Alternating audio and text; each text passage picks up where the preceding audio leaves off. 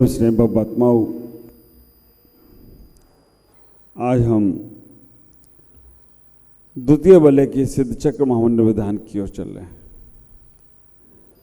16 अर्घ यहाँ चढ़ना है। 8 कर्मों को नाश किया, उसके 8 अर्घ चढ़ना है। और 8 अर्घ और जो उन्हें उपलब्धियां प्राप्त हुई, सिद्धों को जो उपलब्धियां प्राप्त हुई, उनको हम 8 अर्घ समर्पित करने का प्रयास करेंगे। विचार करना। ज्ञानावर्णीकरम, दर्शनावर्णीकरम, वेदनीय, मोहिनी, आयु, अंतराय, ऐसे जो 8 कर्म उन्होंने नाश किए, मोहिनी आदि। उसके बाद अजराय, अमराय, अपरिमेयाय, अतीन्द्रियाय, अभेदाय, अभेदाय, अविलीनीयाय, ऐसे गुणों को उन्होंने प्राप्त किया। सिद्धों की आराधना का मतलब है कि अपने आप को सिद्धिशिला के ओर लेके चलना। हम लोगों का लक्ष्य इस विधान में शामिल है।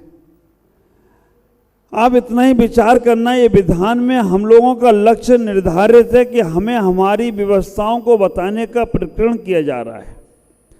तुम्हारी व्यवस्थाएं जो हैं, तुम्हारे अंदर जो वैभव छिपा हुआ है, उसे निकालने का प्रयास किया जा रहा है। अभी हमें पता ही नहीं चलता कि हमारे अंदर क्या क्या है। आचार्य कह रहे हैं कि जो सिद्धों ने प्राप्त किया है वो सब तुम्हारे पास है। सिद्धों के पास जो कुछ भी आज है वर्तमान में, वो तुम्हारे पास है, लेकिन उसे निकालने का प्रयास करो। ज्ञानावर्णी कर्म, जब हम यहाँ पूजा में अर्घ पढ़ने वाले होंगे, अर्घ पढ़ेंगे हम ज्ञानावर्णी कर्म को नाश करने का। 16 अर्घों में दृग आवरणी, प्रकृति हानि, स्थिति अवलोकन, स्वभावतनी, 7 समान लखो सब ही, नवहु सिद्ध अनंत दृग अवही। आपने शाश्वत दर्शन स्वभाव से दर्शनावर्णी कर्म को, प्रकृतियों को नष्ट कर दिया एवं समस्त पदार्थों को एक साथ देखते हो। ऐसे अनंत दर्शन के धारी सिद्ध भगवान, पहले यहां दर्शन दे दिया। एक साथ वो द्रव गुण पर्याय सबको देख रहे हैं। अगर सिद्धों की हम बात करें, पहले तो अरिहंत अवस्था में ही देखने का प्रयास करते हैं।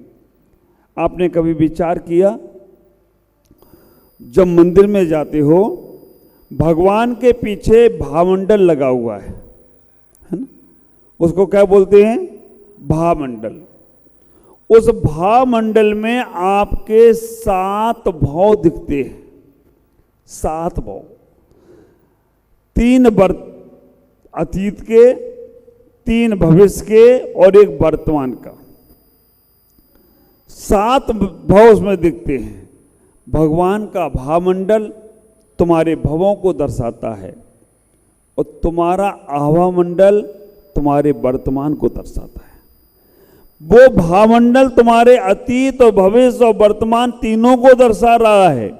लेकिन जो तुम्हारा आभामंडल है, ख्याल करके रखना, तुम्हारे चेहरे से पता चलता है ये व्यक्ति किस प्रकार का है। जब तुम कभी किसी से मिलते हो, मुस्कुराकर मिलते हो, तो समझ जाता है ये व्यक्ति पॉजिटिव धारणाओं का होगा। और जब तुम उससे बिल्कुल नकारात्मक चेहरा ऐसा बनाकर मिलते हो, कोई भी बात करें, अच्छी बात करें, और तुम्हारे चेहरे पे प्रसन्नता आ जाए, समझ में आ जाता है कि ये बात तुम्हें समझ में आ रही है। और कोई बात की जाए और तुम्हें अगर उसमें मुंह टेढ़ा मेढ़ा कर रहे हो, तो समझ में आ जाता है कि व्यक्ति का क्या आभामंडल है। ख्याल करके रखना, जैसा तुम्हारा आभामंडल बनेगा, वैसे ही तुम्हारे भावमंडल में भाव दिखने वाले हैं। तो भगवान को केवल ज्ञानावर्णी कर्म के नाश से प्राप्त होता है। यहां पर पहला श्लोक उन्होंने दर्शन का दे दिया। सामान्य से व्यक्ति को दर्शन और ज्ञान युगपत नहीं होता है। पहले दर्शन होगा, फिर ज्ञान होगा। लेकिन तीर्थंकरों को दर्शन और ज्ञान दोनों एक साथ होता है। इसीलिए उन्होंने कहा पहले देखना फिर जानना, ख्याल करना। उनका ज्ञान और दर्शन दोनों एक साथ है। तो तीन लोक में जो कुछ भी घटित हो रहा है वो सब देख रहे हैं। अब सिद्धालय वाले भगवान भी देख रहे हैं और अरहंत अवस्था वाले भगवान भी देख रहे हैं। यहाँ सिद्धों की आराधना है और वो वहाँ पर देख रहे हैं कि यहाँ दीमापुर के अंदर सिद्ध चक्र महामंडल विधान हो रहा है। पदम जी और हमारे संजय भाई करा रहे हैं। बाकी के उनकी अनुमोदना करने के लिए बहुत सारे सैकड़ों सैकड़ों श्रद्धालु बैठे हैं और ये सब प्रवचनों को और पूजा को दिखाने वाले हमारे सौभाग्य जी बैठे हैं। वो सबको यहाँ का अवलोकन करवा रहे हैं, जिनवाणी चैनल के माध्यम से दिखवा रहे हैं। ये सब भगवान की समोसड़ में, केवल ज्ञान में, दर्शन में झलक रहा है। और आप इसको अगर सही नहीं मानते तो आप मिथ्या दृष्टि हो। सही है कि नहीं? बरोबर है पंडित जी साहब? दिख रहा है कि नहीं भगवान के में? दिख रहा है। वहाँ पे ये भी दिख रहा होगा, महेश पंडित जी बैठे अपने 3-3 पंडित जी को लेकर, और हम सब बैठे हैं। ये शाश्वत सत्य है और यही शाश्वत सत्य को पाने की हम पूजा उपासना कर रहे हैं। ख्याल करना, जो लोग यहाँ पर केवल दर्शनावर्णी, केवल ज्ञानावर्णी जो अंतराय आदि कर्म हैं, आज पंडित जी यहाँ पर लिख रहे हैं, हमारे आचार्यों ने जो दिया है, विधि ज्ञान वर्ण विनाश कियो, निज ज्ञान स्वभाव विकास लियो, सईमान तरह सब विशेष जानो, नमो ज्ञान अनंत सुमिद सुसिद्ध तनु। कहने का प्रयास कर रहे हैं कि ओम ह्रीम अनंत ज्ञानाय नमः।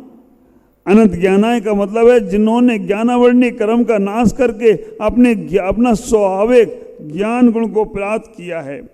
समय के अनंतर बिना अनर्थात एक समय में सकल पदार्थों को ज्ञान कर लिया, ऐसे अनंत ज्ञान के धारी सिद्धों को मेरा नमस्कार है। ख्याल करना, सिद्धों के पास केवल ज्ञान है, हम लोगों के पास कौन सा ज्ञान है? देखा जाए तो मति ज्ञान और श्रुत ज्ञान है, लेकिन फिर भी हम लोगों के पास जो ज्ञान है वो छद्मस्त का ज्ञान है। तीर्थंकरों के पास जो ज्ञान है वो पूर्ण ज्ञान है। जब हम उस पूर्ण ज्ञान की हम जो अनुमोदना करते हैं तो वो पूर्ण ज्ञान की हमें प्राप्ति जरूर होती है।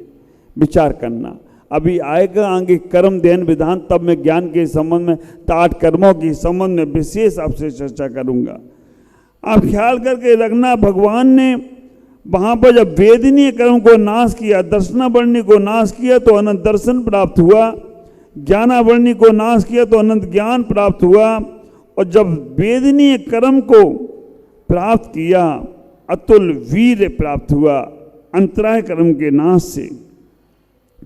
और अनंत सुख, अव्ययवाद सुख, जब वेदनीय कर्म को नाश करते हैं तो अनंत सुख प्राप्त होता है। आचार्य यहाँ पर कहने का प्रयास कर रहे हैं कि हमारे जीवन में भी वो उपलब्धियाँ सब प्राप्त हो सकती हैं अगर हम सिद्धों की आराधना में शामिल होकर अपने जीवन को समझने का प्रयास करें। हमारा जीवन बहुत बहुत महत्वपूर्ण है। एक एक उपलब्धियों को जानें, एक एक उपलब्धियों को समझने का प्रयास करें। अजराय का मतलब है, अजराय भगवान को बुढ़ापा नहीं आता। 1800 से रहे थे। आप ख्याल करना, हमारे तीर्थंकर 84 लाख आयु में भी पहुंच गए, फिर भी उनके बाल सफेद नहीं हुए। 84 लाख वर्ष की आयु भी हो गई, फिर भी उनका शरीर युवा की तरह दिखा। उन्हें बुढ़ापा नहीं आता है। ख्याल करो, अमराय भगवान का मरण नहीं होता है। सिद्धों का मरण होगा क्या? सिद्ध भगवान का मरण नहीं होता, वो मोक्ष चले गए। संसारिक व्यक्ति का ही मरण होता है। संसारी व्यक्ति ही संसार में डूलता है। वो सिद्ध अमरण को प्राप्त हो गए। कह दिया अपरिमेय अनंत गुण के धारी हो गए। अतीन्द्रिय ज्ञान, इंद्रिय ज्ञान, इंद्रिय रहित ज्ञान को प्राप्त कर लिया। हमारा जो ज्ञान है मन और इंद्रियों से हो रहा है, चक्षुओं से हो रहा है, और अभेदाय तीनों वेदों से रहित हो गए। अभेदाय भेदभाव से रहित हो गए और अविलनीय स्वयं में लीन हो गए। अगर उस उपलब्धि को हमें पाना है तो हमें एक बार ध्यान की गहराई में जरूर उतरना पड़ेगा।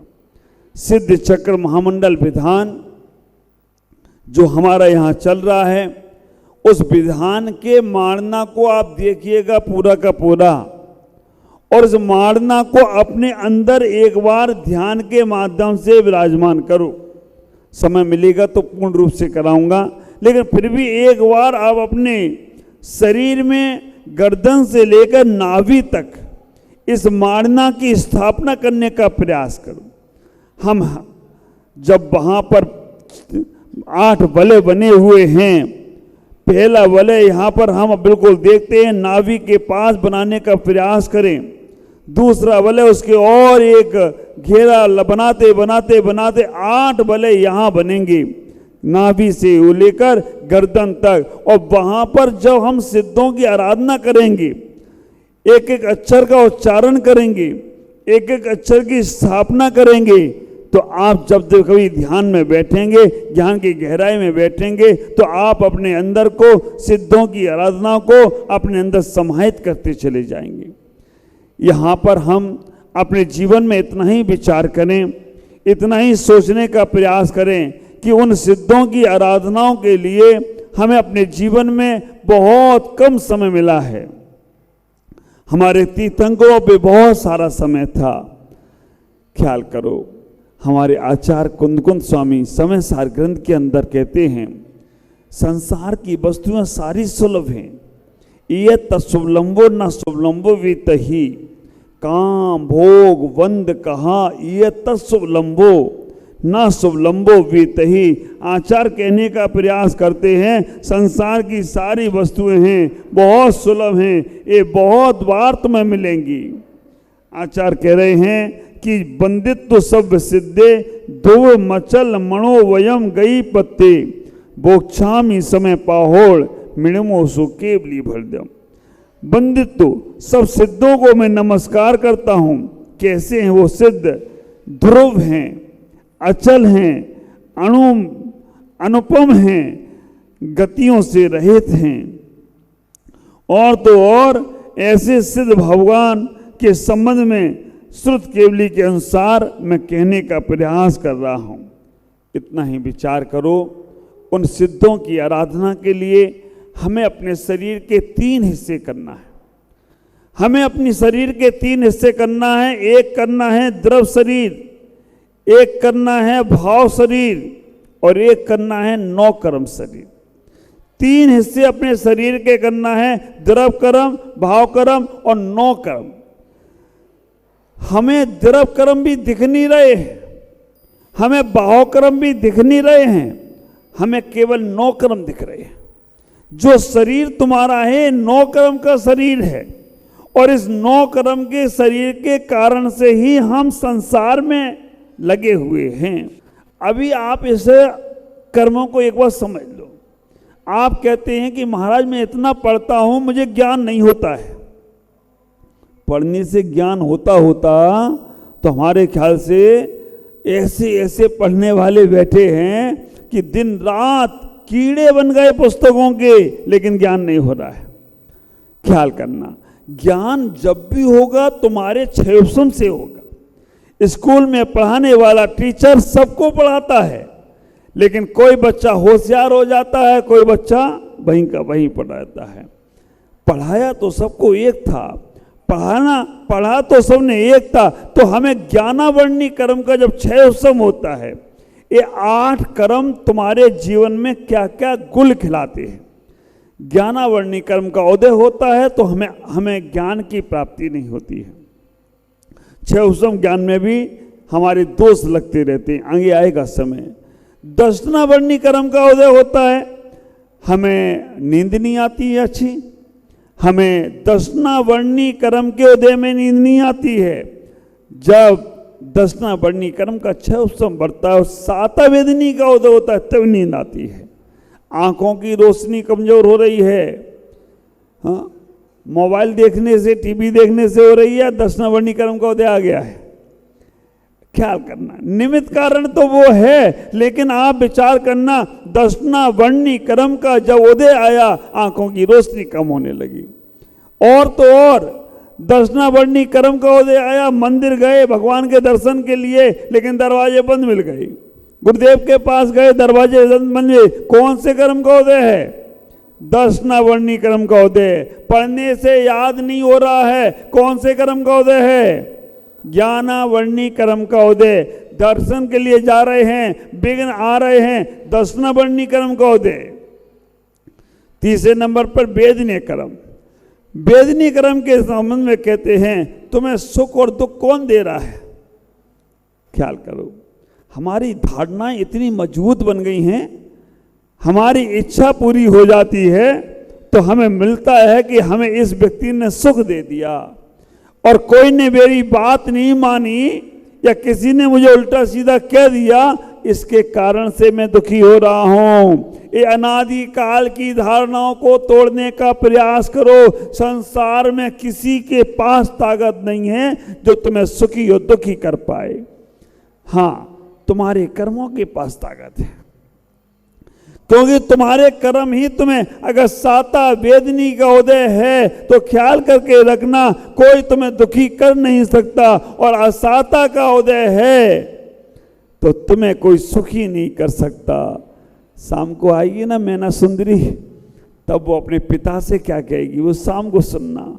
अभी विचार करके रखना, तुम्हारा वेदनी कर्म तुम्हें सुख और दुख देता है। जब भी आए, अब किसी को दोष मत दो। हमने संसार में जितने लोगों को दोष दिए हैं, उनने तो अपना कल्याण कर लिया, लेकिन हम दोष दे देकर अपने आप को दोषी बना लिए। दूसरों को दुखी, दूसरों को गलत कहने वाला फिर सही नहीं होता है। दूसरों को नालायक कहने वाला एक उंगली सामने रखता है, लेकिन 3 उंगली उसके पास, उससे दुगना होता है। इतने विचार करना, सुख और दुख सब तुम्हारे ही अधीन है। मोहिनी कर्म क्या कर रहा है? मोहिनी कर्म ही है जो तुम्हें भगवान में दोष दिखा रहा है। दर्शन मोहिनी कर्म का तुम्हारा उदय आ जाए ना, सम्यक दर्शन प्राप्त नहीं होता है, मिथ्यात्व में भटकते रहते हो। ख्याल करके रखना, अन्य देवी देवताओं को मानना, अन्य जगह पे सर जाके झुकाना, अन्य किसी को परमात्मा मानना, ये सब मिथ्यात है।